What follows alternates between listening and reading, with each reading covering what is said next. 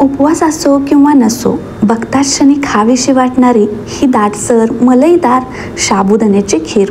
ही साबुदाण्याची खीर अगदी पटकन बनून तयार होते आणि बनवायलाही खूप सोपी आहे. पण काही वेळा काय होतं, साबुदाणा वेगळा आणि दूध वेगळं होतं किंवा अशी दाटसर खीर बनत नाही.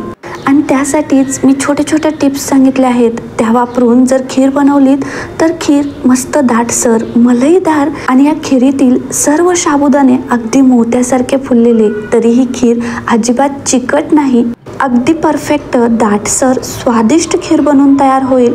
आणि अगदी 100% घरातील लहानांपासून ते मोठ्यांपर्यंत ही खीर इतकी आवडेल की दुसऱ्या दिवशीही ही खीर बनवायला सांगतील. नमस्ते, मी सत्याज रेसिपी मराठीमध्ये आपले खूप खूप खूप मनापासून स्वागत आहे. तर ही खीर बनवण्यासाठी सर्वात पहिल्यांदा मी 4 ते 5 बदाम, 4 ते 5 काजू, 4 ते 5 पिस्ते आणि एक अर्धा चमचा पंपकिन सीड्स घेतले आहेत. तुम्ही तुमच्या आवडीप्रमाणे ड्रायफ्रूट्स कमी जास्त करू शकता. तर ही खीर बनवण्यासाठी मी येथे अर्ध्या कपाला थोडासा कमी म्हणजे चमच्याने 4 चमचे साबुदाणा घेतला आहे. आता या साबुदाण्यावरती स्टार्च भरपूर प्रमाणात असतात, त्यामुळे खीर चिकट बनते आणि खीर चिकट बनू नये यासाठी पाणी चेंज करून साबुदाणा 2 ते 3 वेळेस चांगला धुवून घ्यायचा. यामुळे साबुदाण्यावरचा स्टार्च निघून जाईल आणि खीर चिकट बनणार नाही. आता हा साबुदाणा भिजवण्यासाठी साबुदाण्याच्या बरोबरीने किंवा साबुदाण्याच्या अगदी किंचितसं वर येईल इतपतच पाणी घालायचं आहे. याच्यापेक्षा जास्त पाणी वापरायचं नाही. आणि हा साबुदाणा मी जवळपास 4 ते 5 तास भिजण्यासाठी ठेवून दिला. आणि 4 ते 5 तासानंतर हे साबुदाण्याचे दाणे बघा पूर्ण मोकळे झाले आहेत, अजिबात चिकट नाहीत. यामध्ये पाणी शिल्लक राहिलं तर खीर चिकट बनते. त्यामुळे साबुदाणा असा पूर्णपणे मोकळा आणि आतपर्यंत भिजलेला असला पाहिजे. बोटाच्या चिमटीमध्ये घेतल्यानंतर बघा अगदी आतपर्यंत भिजला गेला आहे.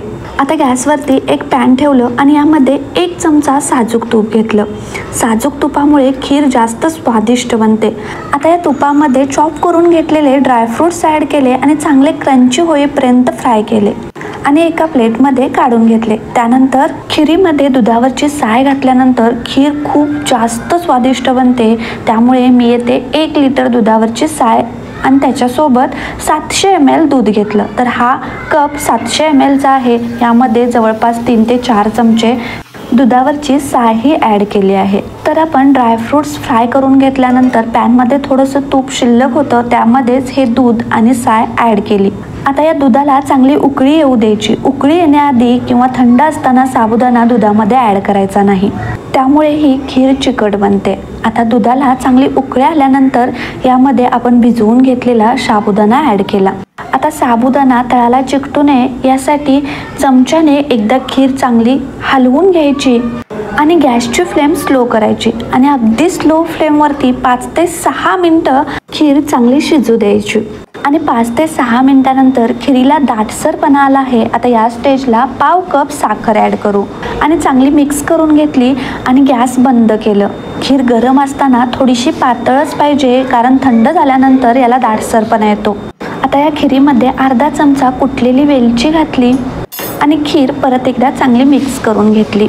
आता गॅस बंद करून जवळपास 5 मिनिटं झाले आहेत, तरी पण खिरीला किती मस्त दाटसरपणा आला आहे पहा. आता यावरती फ्राय करून घेतलेले ड्रायफ्रूट्स ॲड केले. सर्वात शेवटी खिरीमध्ये ड्रायफ्रूट्स ॲड केल्यामुळे ड्रायफ्रूट्स मऊ पडत नाहीत आणि खीर खाताना ड्रायफ्रूट्स दाताखाली आल्यानंतर मस्त क्रंची लागतात. आणि ही खीर नॉर्मल टेम्परेचरला आल्यानंतर पहा एकदम परफेक्ट दाटसर स्वादिष्ट बनून तयार झाली आहे. चला तर रेसिपी आवडली असेल तर पटकन सबस्क्राईब करून घ्या आणि फेसबुक पेजवर पाहत असाल तर फॉलो करायला विसरू नका.